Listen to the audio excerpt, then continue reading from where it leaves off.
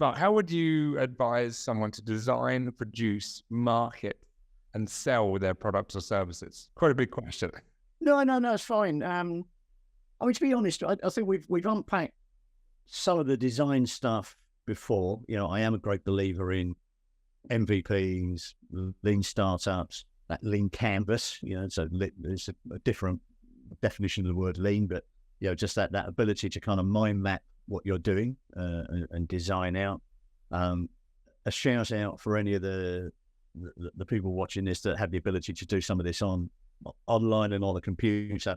The Miro, MIRO whiteboard software, which is free to use, absolutely brilliant, and it is built full of templates for mind mapping and thinking and design thinking sitting in there. So, and it is literally no more than just putting sticky notes on a piece of paper and drawing lines between it, and suddenly you've built this beautiful visualization of what your business looks like. So there's a lot of the design thinking that sits out there.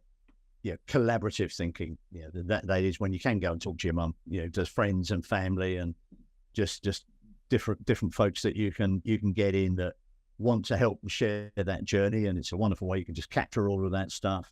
And again, in the slight technicalities of design thinking, there is a concept of agile thinking, and it comes from software design, as many things nowadays do. But the lovely thing with agile is you get focused on what they call sprints in one area. So today we're going to be thinking about this. Tomorrow we'll think about something else. So right, we're going to think about that today. So you can get into that. I'm thinking about this one thing now. I'm capturing everything. But one of the great tools of agile thinking, is they literally call it a car park, is you always come up with those random thoughts. In the old days, you would somehow find yourself 10 tangents wound down talking about the random thoughts on the random thoughts, forgotten what you were doing. The great thing with the car park is you just say, great, Johnny, great idea. Let's put it in the car park and we'll come back to it. But in the meantime, let's go back to what we were doing now. So you do these little series of sprints, focused. You've got your car parks, you've captured all of those great ideas that you want to put in.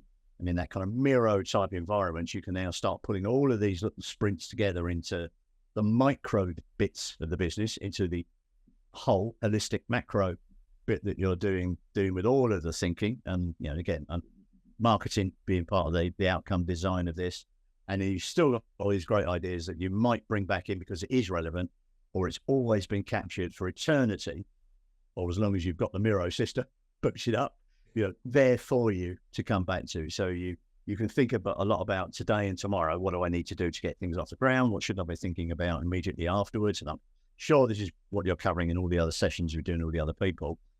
So that's your business for now, but then you've got this ability just to see someday, if this happened, we could take it here, we could go there, and we'll be over there, and now I can pull that thing out the car park and it comes in. So it gives you that nice longer term thinking capability sitting in it. So that's the kind of design part of it. I think I kind of touched on it earlier, and I think we will come back to it again probably in some of the other questions. It's just never lose sight when you're doing all of this design stuff about this emotional connection. What is the problem I'm solving? And just keep checking yourself to come back. I've got lost in all of these great solutions, but is that the problem I was trying to solve? Or if it's not, am I solving a different problem? And do I need to reboot? Because if you don't loop those two things around with each other, you never answer the question you should be asking, and you'll never ask the right question that you'll now need to ask. So that's a massively important bit, just to keep that thing going around. And on the other side of it, in that taking it out to your anticipated market, now for the first time, you've got to start thinking about selling.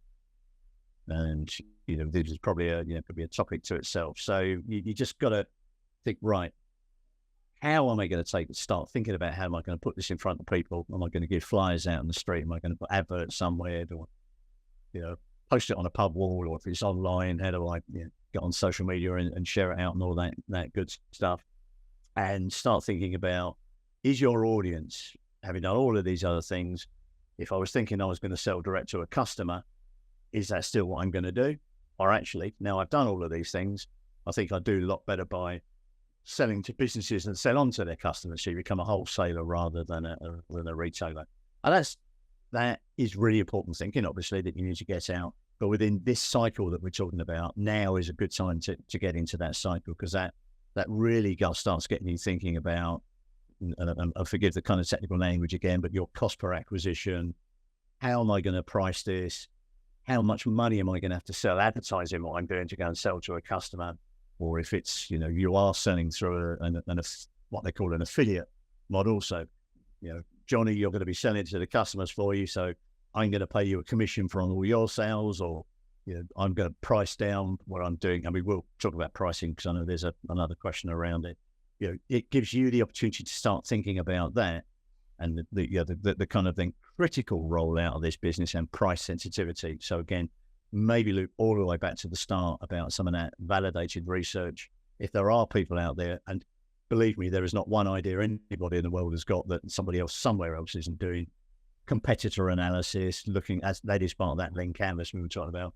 Competitor analysis, what are they charging? Is that a right price, wrong price?